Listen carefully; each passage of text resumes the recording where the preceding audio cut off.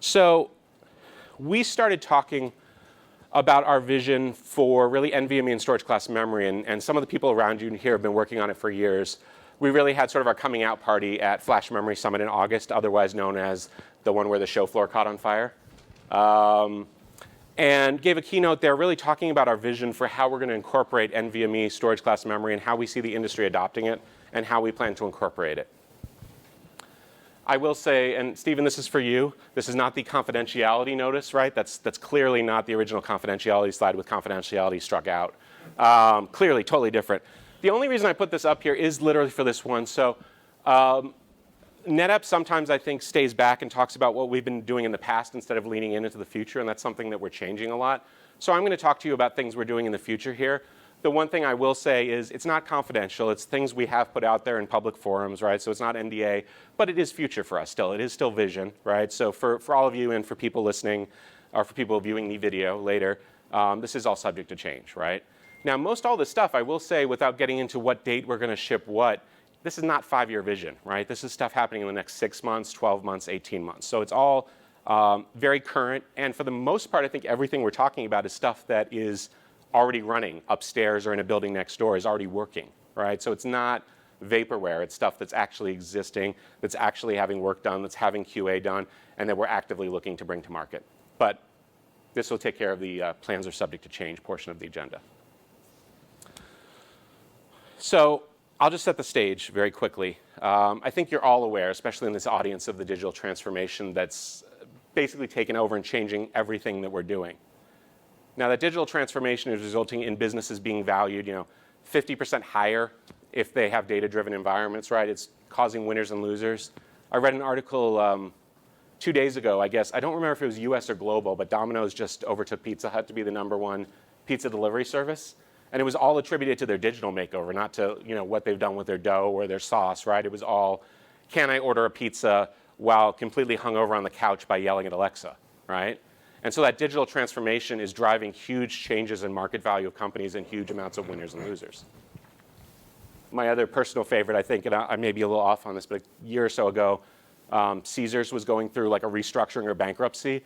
And when the court looked at their assets, their #1 rated asset was not this casino on the street or these chips in the vault. Their #1 asset was the data they had on the gamblers, right? And that was ranked as more material and more valuable than all of their other physical plant combined, right? So data is the thing that's driving value.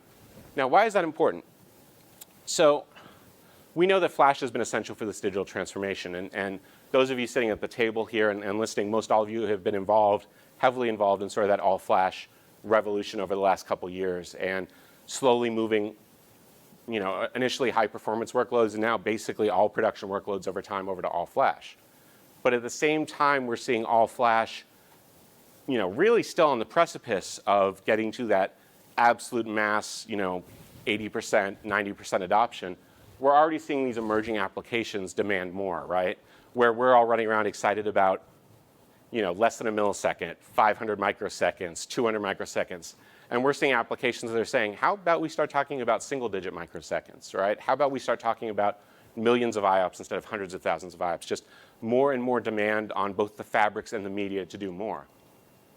So we see this really in 3 or 4 different use cases, and Santosh will really dive into these more, right? But kind of the use cases where we see the most demand for these fabrics and this lower latency is, so there's artificial intelligence, machine learning, Skynet, and real-time analytics. I'm not supposed to talk about Skynet. Sorry, forget about that. I was just seeing if anyone was paying attention. Come on. Okay, good. So you're paying attention and it just wasn't funny. That's better. Okay, got it. For those of you watching the stream, there was lots of nodding on that last point. So all of these are demanding lower latency and faster fabrics. So I want to take a step back. And for some of you in this room, this may be remedial. But I want to make sure, especially for our home viewers, that we just make sure we're all on an even playing field. So when we look at media, when I started at NetApp about 10 years ago, really, we could provide our customers with any sort of storage they wanted as long as it was a hard drive, right? And in the beginning, there were hard drives and RAM, and the world was good, right? And I'd spend hours at night on workload sizing tools, deciding if it should be a 7.2K drive or a 10K drive or a 15K drive, when realistically no one of them was twice as fast as another, right? One might be 80 IOPS, the other might be 150 IOPS, whatever. I mean, you could certainly misconfigure a system, I know from experience, never mind. But you could certainly misconfigure a system, right? But none of them was more than order of magnitude. And then, of course, there's people taking pictures through the window. That's pretty interesting. So then we're celebrities in here. Stephen, you apparently have Tech Field Day stalkers. It's like they're coming. They've seen you. So, so we have solid-state drives. It's a good thing now this is confidential, right? So solid-state drives come in and obviously disrupt this play and take that healthy middle ground between cost and capability and give us a whole new option. And as always, we thought, and what we saw in the industry is that using it in a hybrid form factor was the right way to go and provide the right price performance point, the right capacity point for many, many years, right? So all flash came out, SSDs came out about 5 or 6 years ago, and NetApp immediately leapt on that and shot to #1 in the market, right? No? Okay, we kind of screwed that up. And this is one of the things I like about working at NetApp. We've had our co-founder Dave Hitz up on stage saying, we kind of missed this inflection point on all flash. We focused on hybrid flash because that actually was probably the right technical solution for the longest time. But what we saw was an influx of basically capital and venture capital and all sorts of other things that basically artificially lowered the price of all flash to market acceptance even quicker, which is cool, right? That's what startups are supposed to do. That's how the industry is supposed to transform. Since that time, we entered the market at #5 in all flash, which was unforgivable. We never want to be in a market where you're not #1 or #2. And since then, in just the last 2 years, we've shot up to #2 in flash. And this is not a brag session. I'm just kind of giving you an idea where we are. We're actually the fastest growing all flash provider. And if inflection rates stay the same, and I know that they don't, and we can't take it for granted, I'm told there's a mathematician here that can correct me if I accidentally imply correlation, causation, and such. But if those trends continue, NetApp's on course to be #1 in all flash within the next couple quarters, which is actually pretty interesting because in any sort of storage or data management segment over $1 billion, there's really only been one #1 player for the last 20, 25 years, something like that. So it'll be a very interesting sea change if that happens. We're not taking that for granted, but that's certainly a target, and that's certainly something we're gunning for. At the same time, we see interesting things on the horizon, right? So stuff like QLC flash, capacity flash, consumer SSDs, where we think for the first time, at least on an enterprise level, we went pretty quickly. We as an industry went pretty quickly from single layer cell to multi-layer cell, from EMLC down to CMLC, down to triple layer cell technology. And in each case, that format kind of cannibalized the one before it, right? It might have theoretically or might have had maybe less performance, a little less endurance, but it was still last for 7 years, last for 10 years, great on performance. And so they each just kind of replaced each other.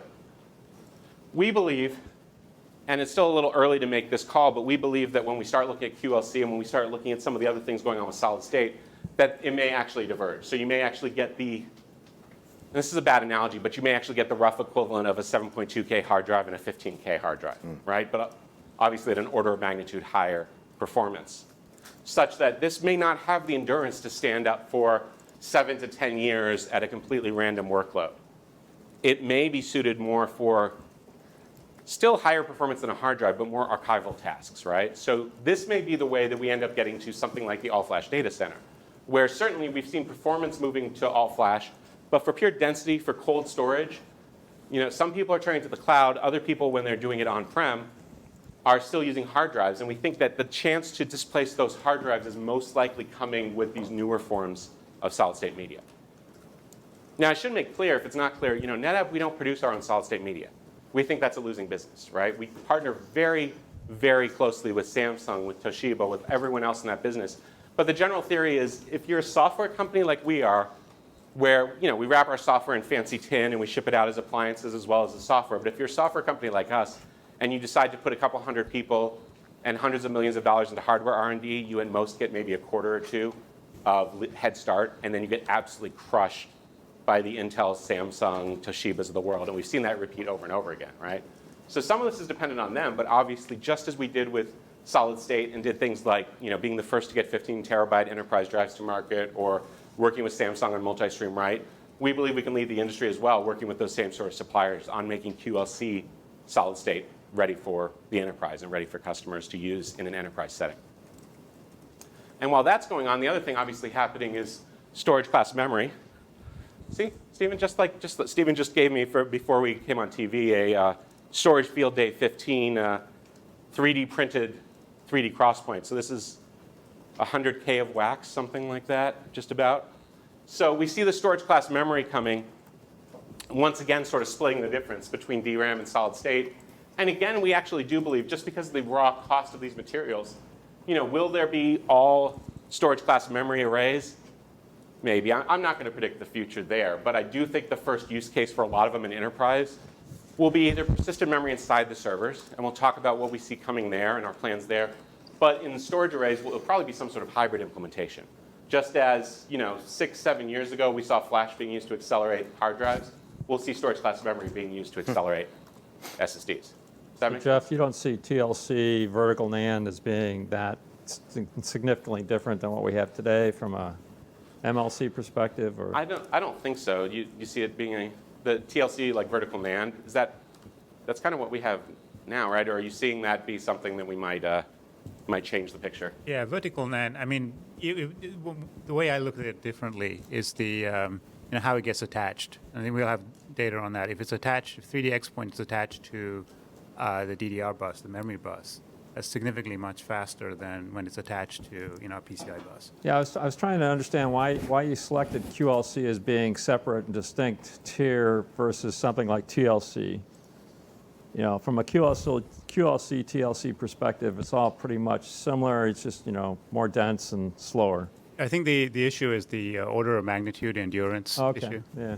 I mean, it's cheaper, but it's order of magnitude endurance, and that's we're probably getting to a point where it has to be very big, in terms of the size. Yeah. And today, So it's the endurance aspect. Yes, endurance is why we separate them out. Yeah, it's kind of like I think everyone remembers, right? 7 years ago, everyone was afraid that SSDs were going to wear out, within a year, and garbage collection and wear leveling. You'd have presentations from us, from our competitors, where we'd come in and spend 30 slides talking about garbage collection, right? You talk about high-level customer value, right? And the reality is that's, for today's modern SSDs become a non-issue, not because it wasn't an issue, but because the industry as a whole put in the work to make it happen, right? It's kind of like Y2K, right? Back when I worked back then on Y2K, one of my senior leaders came up and said, "Why did we waste all that money on Y2K? Nothing happened." That's why. It's like because we spent all that money. So all the R&D, right, that has worked there. The problem is those techniques that have made the SSDs last for, let's call it 7 years, 10 years, even with a heavy performance random workload on them, right, may not be enough to keep the QLC drives around long enough for what most people would expect of a random depreciation cycle for a performance given workload, right? Now, we could be wrong. Maybe there's state of the art. Maybe you can push it to QLC. Maybe you can push the endurance, but we're not seeing that right now. And even if they do that, that probably means there's another tier of SSDs coming afterwards where the endurance will be less, because we definitely believe there is a segment which is currently today occupied by disk or possibly even by tape, right? And we're not running around saying this is going to kill tape, this is going to kill tape, because everyone who's done that is, still around, right?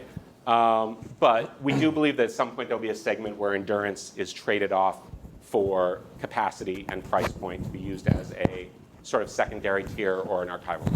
Does that make sense, right? Hey, Jeff? Question.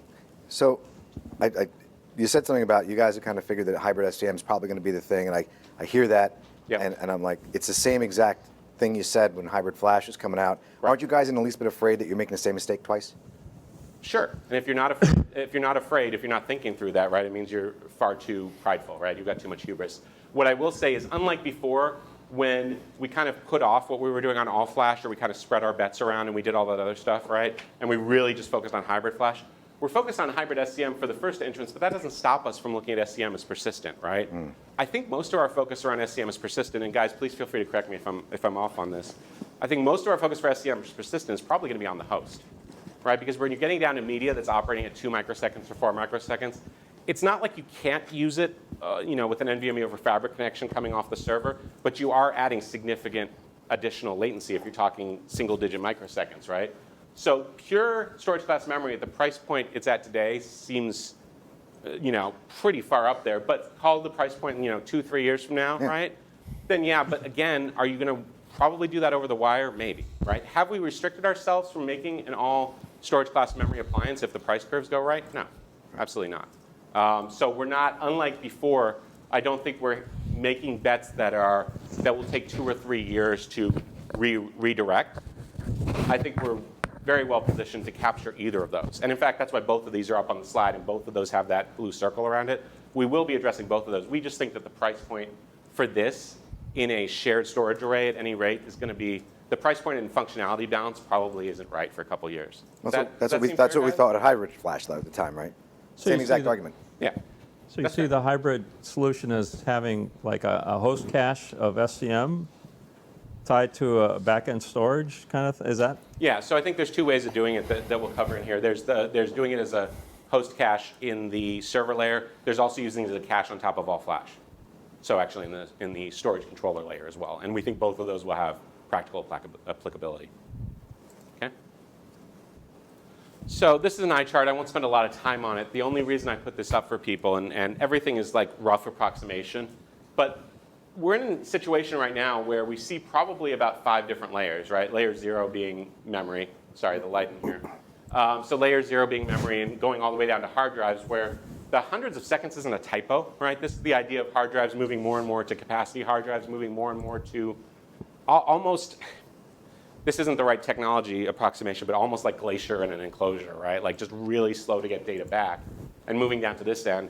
Hybrid continuing to have a play that, again, could be taken out eventually by capacity flash, but at least for now, occupying a safe layer there. All flash actually being kind of in the middle, and the reason we don't have one that's just all flash is we actually think fairly rapidly, most all flash, you'll start to see some sort of storage class memory being used as a cache on top of it, and that will occupy a layer. And then obviously, going to your question, Glenn, we do think there's a layer that's all storage class memory. And then obviously DRAM isn't going anywhere anytime soon because it's still an order of magnitude faster down in the nanosecond range. So the interesting thing for us and the interesting conundrum is we would all love, and I think the industry as a whole, and I'll say NetApp as well, we would love if there weren't 5 different potential tiers here because it adds complexity, right? The problem is this, media is very Darwinian, right? If any one of these had the same sort of performance on the first 3 rows, right, where on latency you get an order of magnitude higher each layer you go up, on IOPS you get an order of magnitude slower each row, on bandwidth you get an order of magnitude slower. If any of them were the same, but one of the others offered a higher capacity point or a lower cost, it would cease to exist, right? This is not, it's not a popularity contest, right? It's pure quantitative. The problem is each one of them does occupy almost that pure order of magnitude differential on capacity, higher capacity at a lower price point, combined with order of magnitude changes on performance. So our goal and our vision here is we absolutely do not want this to turn into a 5-tier free-for-all, right? Or at least a 4-tier free-for-all plus memory. We think that would be a pretty big mistake. What we don't want to do is come out with, okay, here's 4 different product lines, right? Or here's a tool for manually doing, ILM between tiers, right? That's all pretty much last decade, right? Now that we see this coming, we can design for it. And so the goal is to build an architecture for our customers that takes into account all these different layers, uses them the right way for the right, right byte, right place, right time, right cost, right? And can kind of flow the data to the layer that works, whether that's through caching or through tiering. And we'll talk about sort of our vision for doing that as we go through the rest of today's session. Is that fair? Okay. Especially for the folks on the phone, if you're not familiar with NVMe, NVMe is a standard. It was developed by the NVMe Express Consortium. It's nvmeexpress.org. It's run by a promoter group. This was the promoter group as of yesterday, I think, when I updated. It hasn't changed much in the last year. But certainly I put this up here. We've been heavily involved in helping build the standard. Not just us, right? You obviously see competitors' logos up on the board, right? It is a standard, and we've been pretty heavily involved in it. I do actually direct people, if they want to learn more about NVMe, they can certainly visit our NVMe landing page at NetApp. But I also like pointing people to the white papers on the NVMe Express site because theoretically, right, they're free of vendor bias, right? They're written by a group of people who in many cases are competitors. And I actually found some of these white papers to be pretty darn good educational tools, right, on just bringing yourself up to speed. So especially if there are people on the live stream or watching the video who want to get more in depth on the actual internals of NVMe, I highly recommend sort of these white papers on nvmeexpress.org. So the key thing about these NVMe interface for SSDs versus the SAS interface for SSDs, a couple kind of data points. One is and these are all kind of rough numbers, but an NVMe SSD runs basically at about 3.2 microseconds compared to a SAS SSD, which runs at about 6.4 microseconds. So I can make two entirely accurate statements about that, right? One statement is NVMe is only 3.2 microseconds faster on the overall stack than SAS. The other statement is NVMe is twice as fast as SAS. Both of those are true statements, right? So how you look at that and how you look at the move to NVMe SSDs is almost more a function of marketing and perspective than it is of technology right now in the industry. The real key part is this other bullet, right? It's moving from functionally a highly serial environment to a highly parallel environment, right? 64,000 queues at a 64,000 queue depth, which has the functional equivalent of dramatically reducing or eliminating I/O wait while you're waiting for I/O happening from one of the other cores, right? We have storage controllers now that have hundreds and hundreds of cores, right? And they're operating off what is largely very well constructed but legacy interface, right? Serial attached SCSI, right? It's still a tremendous interface. I mean, we use it in our all-flash products and get millions of IOPS at sub-millisecond latency, sub-500 millisecond latency, so there's nothing wrong with it. But obviously, NVMe is the future. Now, we hear a lot right now in the industry about the move to NVMe, right? And so when people say, do you have an NVMe storage array, what does that mean? Right? That's my favorite, and we hear that a lot, is do you have an NVMe storage array? And I think most of the people here in this room know that that's not a single factor answer, right? When we hear that from most customers, what we hear is, okay, what they're really talking about are NVMe drives. So when you change from SAS to attach an SSD drive to an NVMe drive, it changes your entire architecture. It looks a lot like this. I know that was a massive change, so let me back that out for a second. Okay. Yeah, huge, right? I mean, it's earth-shattering what changed there. I must immediately go out and throw away all of my existing storage and do a forklift upgrade to this, right?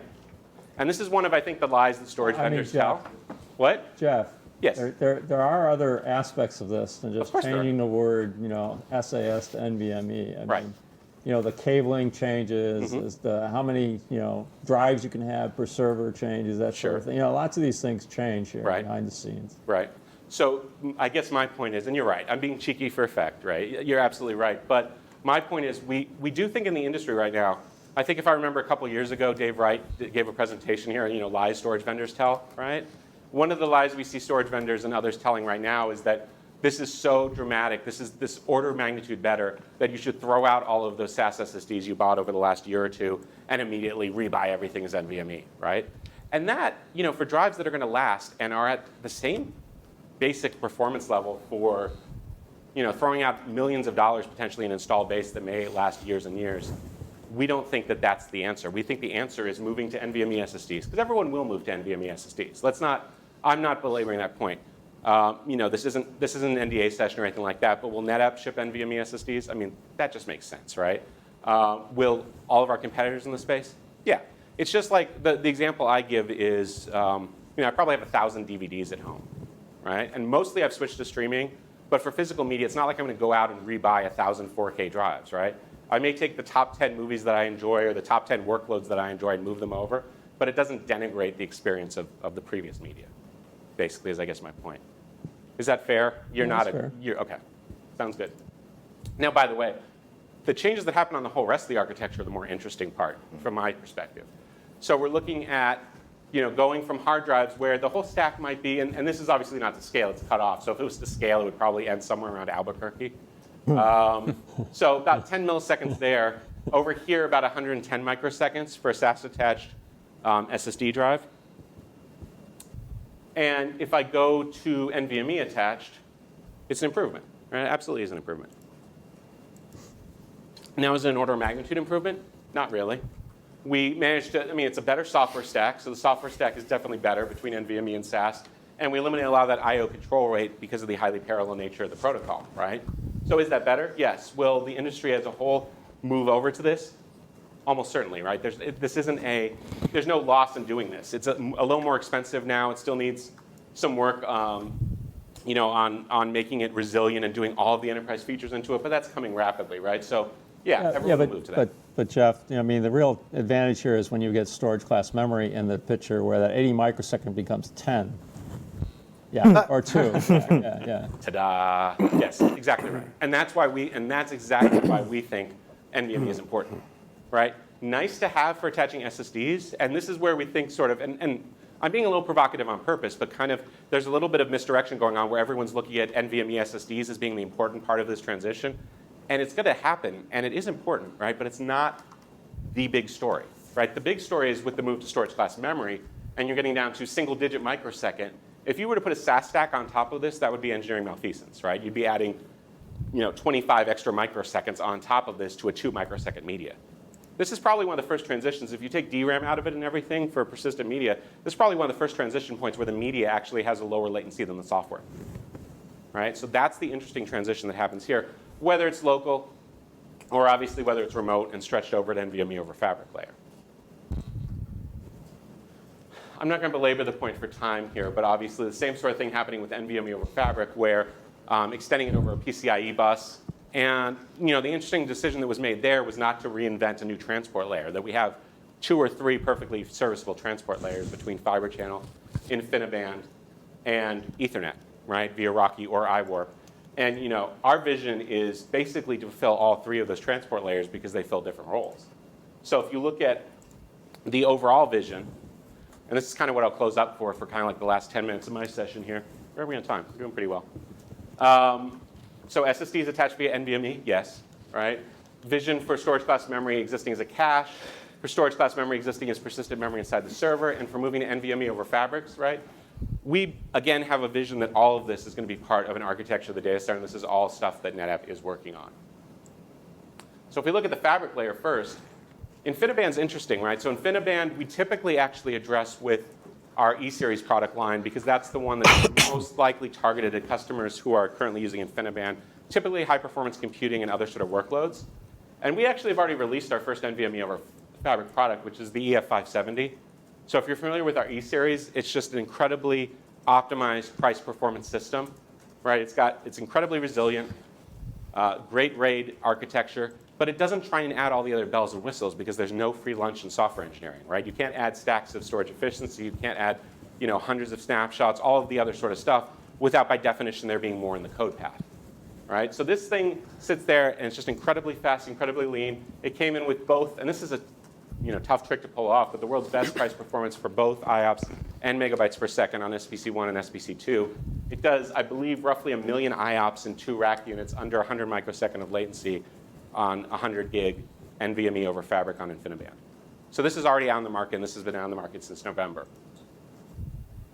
The other piece, and the next thing that I think you can see us looking at, is actually the Fibre channel spec has been solid for a while now, and it offers some advantages in terms of potentially being able to reuse existing architecture. So reuse existing switches, reuse potentially HBAs, to potentially be able to do a software upgrade on, say, an ONTAP controller and on firmware on the HBA, and move over to NVMe over Fabrics in a non-disruptive way within an architecture. So we actually have been playing with this, and as people are in the midst of this transition, we work with Cisco, we work with a bunch of different people. We've worked very closely with Brocade. They've been kind of leading on a lot of this charge. And as people are transitioning from 8 gig up to 16 gig into 32 gig, they're also looking at what can I do to reduce the overall latency and improve the performance on that existing SAN. So we started this, what do you say, Naresh, probably about a year ago or something like that. And I showed off this demo. I brought this demo back. It's not as much of a demo. I showed it off in August at Flash Memory Summit. And I think you guys had gotten it working like a week before or something, right? It was very hot. So this is basically showing FCNVMe running on an ONTAP system. Again, this is not, to be clear, this is Vision, right? This isn't shipping just yet. But we want to have it side by side. So up top is a SUSE Linux enterprise server. And we do have a GUI for it. We have APIs and everything like that. This is the kind of the first glimpse of it, where we're going ahead and listing the available HBAs. These are currently Fibre channel HBAs. Looks very similar, right? So we go ahead. On the top is a SUSE box. On the bottom is a NetApp all-flash FAS. And we'll just bring up a systat just to do it. And what you'll see is on the #1 deployed storage operating system on the planet, right? We've got NFS, we've got FCP, we also have SMB and iSCSI running side by side now with NVMe over Fabric. So this is the first real primary protocol we've added to ONTAP in basically a decade since we added iSCSI, and it's just going to sit there and run side by side. We go ahead and run an NVMe discover the NVMe namespace, and then we go ahead and mount a drive. So we mounted the NVMe namespace, and then we'll run some basic I/O against it. This isn't a performance test just yet. We've obviously since we've done this, we've done a lot of QA and a lot of performance testing, and we're starting to get a good idea of the characterization of performance for it. So, and you see us passing packets. So this was our proof of concept to show that you can add this NVMe Fabric technology non-disruptively into an enterprise SAN and run it side by side on a unified storage system, where the definition of unified now expands to include, not only Fibre channel and iSCSI for block, but also NVMe over Fabric along with the NAS protocols. Does that make sense? So this is working today on our systems, and it's our vision to bring this out to customers. So when we talk about storage class memory, and this goes back to your point, Glenn, right? Is it going to be persistent? Is it going to be as cache? At least at first, some of the really interesting ways to use it are cache. That doesn't mean that we're also not investigating where to use it for persistent data just on its own.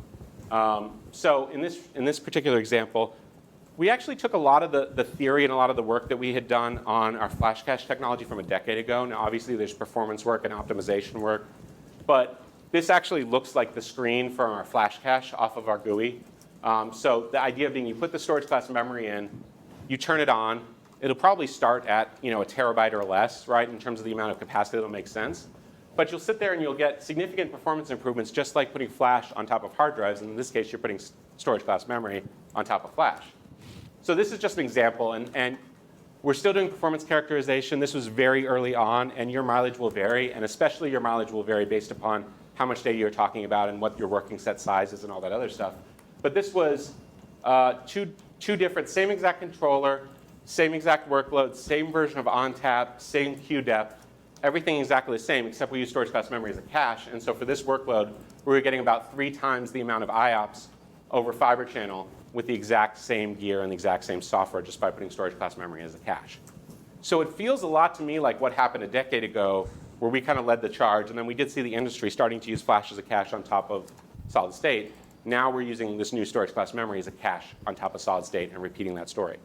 Does that make sense? And so the final point. How much persistent memory, how much storage class memory did you have in that configuration versus the back end? Was this like, Naresh, this was like a terabyte, or was it more or less, or for this one? Yeah, I think it was about a terabyte. So a terabyte behind, in front of, a couple hundred terabyte configuration kind of thing. I don't know for this one if it was a couple hundred terabytes. That's very reasonable. And it works for reads as well as writes, or is it just a read-only cache, or? This was a read-only cache. This was a read-only cache. Yeah, for now. You'd have to do something. So you have to do something to kind of mirror the writes and everything like that, which is kind of what we did with our flash pool technology originally. So you'd have to do a little bit more to make it also do sort of write caching. So the last piece is this whole concept of persistent memory sitting inside the server. So how many of you remember Fusion I/O? Yeah. Right? And so Fusion I/O, I thought, had a great concept. And by the way, this isn't a slam on them. We were working with them, right? We were actually reselling their stuff, building the software. All the inflection points just didn't line up properly, right? All flash came a little bit sooner. The speed of the flash didn't strictly require it to be on the PCIe bus. You could use it over SAN or NAS and still get a good effect for it. And it just kind of, the use case didn't materialize for going out and maintaining flash in all of your servers and dealing with cache coherency and all that other stuff. Now you come along with storage class memory and persistent memory, where it is an order of magnitude faster. And in reality, my guess is, and this isn't based on anything I know, but my guess is, given that you have Intel and Micron and all these other people behind it, it's going to just become a presence over time on just about every CPU stack, right? So it's going to be there. So we went out about 3 quarters ago and bought a company called PlexiStore. And the reason for buying PlexiStore was they had developed this ultra-low latency way of dealing with this media. So the media itself is an ultra-low latency media, right? A couple microseconds. You need a significantly non-blocking low latency file system on top of it, but we didn't want it to just be performant. We wanted it to also have enterprise-grade features. So if you look at just the example Linux I/O stack, right? And I'm not expecting people to read this, right? But it's layers upon layers of redirection, all there for good reason. There's nothing wrong with it, right? It's powering millions of IOPS out there right now, right? But it's built for non-persistent. It's built for hard drives, right? It's built for SCSI. It's built for all those things where you need these redirection layers. Instead, the PlexiStore team, knowing that persistent memory could be accessed via memory semantics, right, designed an incredibly complex architecture to deal with it that looks a lot like this. So obviously, this is notional, right? But the idea is you can bypass all of these layers of abstraction, and everything that's been built up and can just basically do straight memory semantics. So why would you do this? Two reasons. One is to have those enterprise-grade features, but obviously the big draw is the performance. So this is kind of an early performance example, random 4K write on an FIO benchmark. On the left is XFS on an SSD, doing just fine. Single SSD. Obviously, you could do more with 100,000 with multiple SSDs, getting 50 to 75,000 IOPS at 176 microseconds. Over here is some NVDIMMs, or I think 3D Crosspoint, doing just a little bit better. So 3.5 million IOPS at, there's a bar here, 4 microseconds, right? So now, is this all because of that PlexiStore technology that we're looking to bring to market? No, the media itself is ridiculously fast, right? Got that. The goal is to not add latency on top of it and to add the enterprise-grade features. So in and of itself, this would be pretty cool. But the best part is our vision is to integrate it such that you may have a host-side library, right, running at less than 10 microseconds, right, with some basic snapshots, clones, some data protection, other things running up there, right? And then being able to NVMe over Fabric go down over 100 gig RDMA to an AFF system. So at this point, let's say this AFF system, right, an AFF HA pair right now can do 850,000 sub-millisecond IOPS. So let's call this, let's do a max headroom a few years in the future sort of thing. This is doing 1 million IOPS at sub 500 microseconds. And this is actually your slow system, right? Because your fast system is doing 3.5 million IOPS at 4 microseconds, tiering in a non-blocking way your snapshots and other things down to an AFF system where you can do development, you can do replication, you can do data protection. And then the other piece I keep meaning to add to the slide is with our cloud tiering technology, you could take even cold data from here theoretically and push it out to an S3 object store, whether on-prem, on capacity flash or hard drives, or straight out to a cloud like AWS or Azure. So when we showed you at the beginning all 5 of those tiers, right, that's the whole idea. Single common infrastructure doesn't mean, by the way, it has to be all the same operating system or anything like that, right? You used to hear that about NetApp, right? You saw a nail and said ONTAP, right? So in this case, PlexiStore is a great solution to go into that space, but we tie it into ONTAP and we tie it into our data fabric to be able to move that data seamlessly without a whole bunch of knobs and a whole bunch of manual effort. So the PlexiStore is a read-only cache or is a read-write cache? Or? It's a write-through, I believe, right now, right? It's a write-through cache? No, it's a write. It absorbs the writes. Oh, you're right. It's a write-back cache. Yeah. So it'll absorb the writes and then push them down via snapshots or other technology. Yeah, I mean, writes could live there for initially and stay there. Yeah, and it So that's also the does read authoritative cache copy of the data too there. as well. Yeah. And it's coherent across multiple hosts and all that stuff. Well, no. Coherent across multiple hosts was the question? Well, and that would be up to the application to do that. So to the application coherent, it Yeah, would have to application level, enforce so- coherency at the application level rather than the storage level. Yeah. So it belongs to the host. What? Yeah, it does. OK, so I'm going to go ahead and wrap up in the interest of time on this first section. And I think kind of what we've hopefully demonstrated is our understanding of the market, the fact that we're innovating and building out and have products working here in a vision that we're sharing with our customers across NVMe, StorageClass Memory, everything like that. And most importantly, that vision for us, as a lot of you know, if you follow NetApp, right, we spent a good 5 years moving with our customer base to this scale-out system, right, part of ONTAP 9, called clustered ONTAP at one point. So part of that was to build a modern foundation. Part of that was to build scale-out for performance. But one of the key attributes for that was being able to non-disruptively add things into the architecture. So our vision is all of these, quote, disruptive technologies, being able to introduce them non-disruptively. So just like our customers today could have disk-based or hybrid FAS and add an all-flash FAS into the cluster, the goal is that they could do a non-disruptive move to NVMe over Fabrics, right? They could theoretically, if we release a NVMe-based AFF system, they could add it into the same exact cluster, right? When we look at doing StorageClass Memory as a cache, they could potentially use existing hardware, or at the very least, if it's new hardware, again, in the same cluster. And then with the PlexiStore technology, being able to add persistent memory into that server. Each one of these a non-disruptive operation without a forklift that just goes seamlessly into the individual architecture. And I won't say single pane of glass because Stephen will laugh at me. But that's the idea, right, is to be able to manage all of this together as part of one seamless architecture and let us handle the data movement across it. All of which is the idea that our customers can embrace this and take it to market and use it for value much sooner than if they had to build out a whole new architecture to do it. Questions on any of that? OK. Well, I want to thank you all for your time. both in the room and thank the people watching on the live stream and on the videos. I hope this was useful. If you do want to learn more about it, just Google NetApp NVMe. We have a whole landing page that'll give you details. There's a video there with this really ugly looking dude that looks a lot like me talking in more detail about some of this stuff, so you can learn about that as well. And we'll go ahead and move on to the next section of the storage field day. With that, I want to go ahead and bring up Santosh. And because they do, Jeff, yes. So right now So in the close. lab, Yeah. you've got NVMe over Fabric, Yep. over Fibre channel, Yep. running on ONTAP. Yes. Yep. And our vision, by the way, is to do that with Ethernet as well as the follow-up question. Right? And, So, yeah. and it's operating to SAS SSDs or NVMe SSDs? Yep. Either. Either. So the back end is separate from the front end. That was kind of the discussion we were having earlier. Yeah. And why, and this is a little bit my personal opinion, but I think also NetApp's opinion is that, yes, NVMe SSDs are good, right? And the industry will move to NVMe SSDs, all right? No dispute. But doing that on the back end is separate from what you do on the front end, right? So there may be some mixing and matching where the platforms we decide that, or the platforms that have enough potential to use the NVMe over Fabrics, they almost definitely will still support SAS SSDs, right? So, and vice versa. So our customers should be able to step into this, right? They shouldn't have to buy an NVMe SSD array to be able to use NVMe over Fabric and vice versa. They shouldn't have to buy an NVMe over an array using NVMe SSDs and only use NVMe over Fabric. There's no technical reason. The only reason to do that is if you've built, quite candidly, a poor architecture or you're trying to force non-optimal choices on your customers to force a forklift upgrade, and that's just not how we typically roll. Any particular reason why you decided to lead with NVMe over Fibre channel rather than Ethernet when everybody else is doing the opposite? So I think well, let me pause for a second. I have a theory, but do either of you guys want to tackle that one? I'd like to take that. Go for it. Yeah, so, we think that the industry is coming around to our view.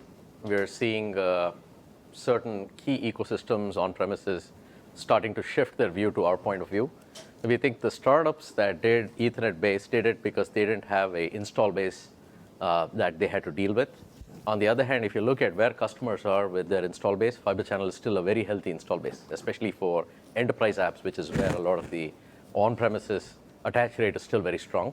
So our viewpoint is that combining the core of the on-premises install base for enterprise apps, where there's clearly an appetite for performance, with the non-disruptive ability to bring the technology in and not have to change fabrics and infrastructure and networks, is actually where meaningful adoption will happen. I mean, we have been through technology shifts where the technology was interesting, but the adoption didn't happen.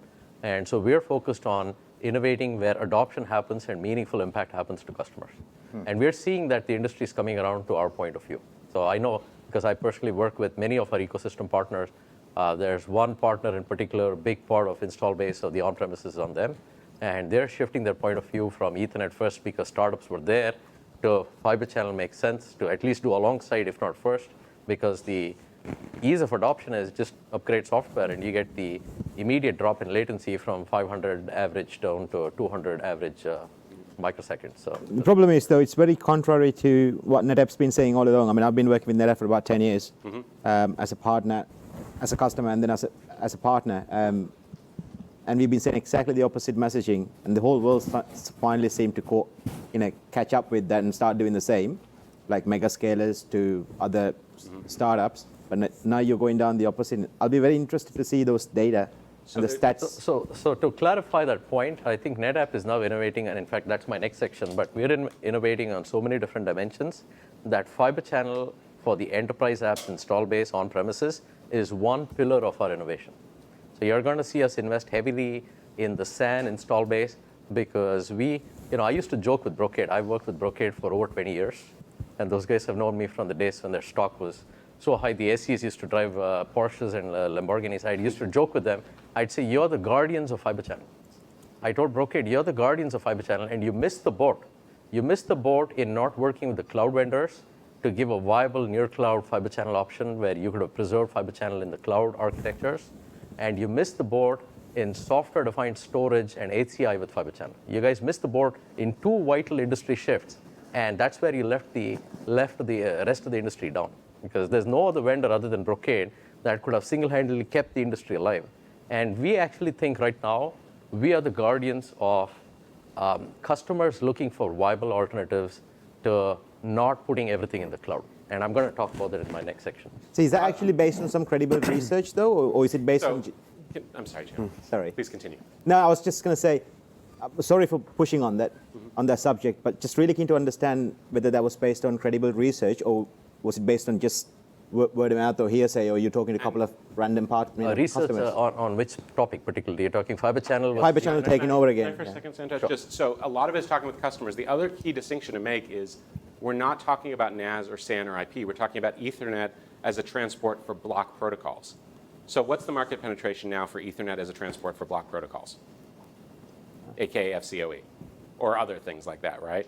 So it's just not there. Now, if you go up to the iSCSI layer or if you do NAS, right? Yeah. Yes, absolutely, right?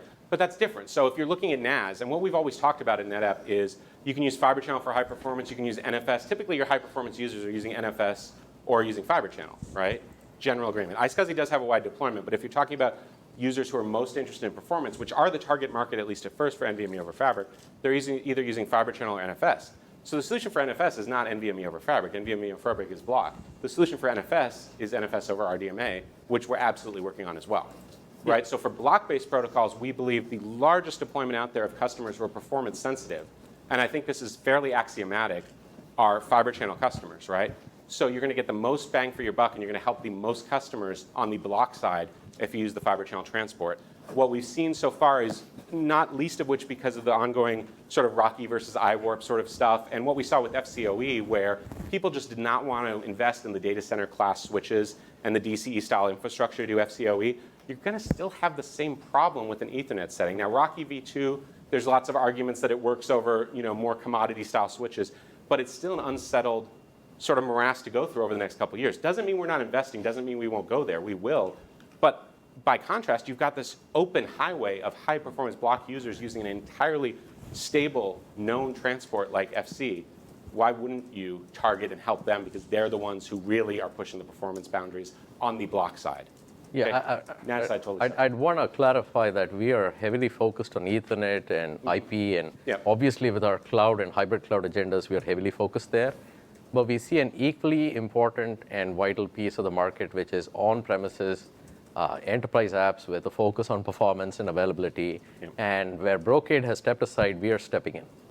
And we're going to make sure that market is viable for customers that want predictable pricing. Because a lot of this is about the sticker shock of unpredictability of cloud pricing. And customers, frankly, are being left with no viable options. And so we believe that where members of the Fibre Channel ecosystem have evaporated because of industry instability, we have a role, and we're stepping in, and we're playing a balanced role that is clearly Ethernet focused because we have 25, 30 years of Ethernet heritage.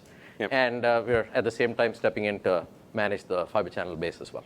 Bluntly, we're also the world's fastest growing SAN vendor right now, which when's the last time you heard NetApp say that, right? So there's a huge, huge opportunity as people are transitioning away from these old style frame arrays and everything to refresh and at the same time use NVMe over Fabric. So there's, in addition to all of the technical reasons and all the other market reasons, there is, to be quite frank, a vendor-specific reason. If there's just a huge opportunity for us there for customers that, for some reason, had never considered us for SAN, even though we've been doing SAN for 10 years and we're the fastest growing SAN vendor, we think there's a huge, huge market transition.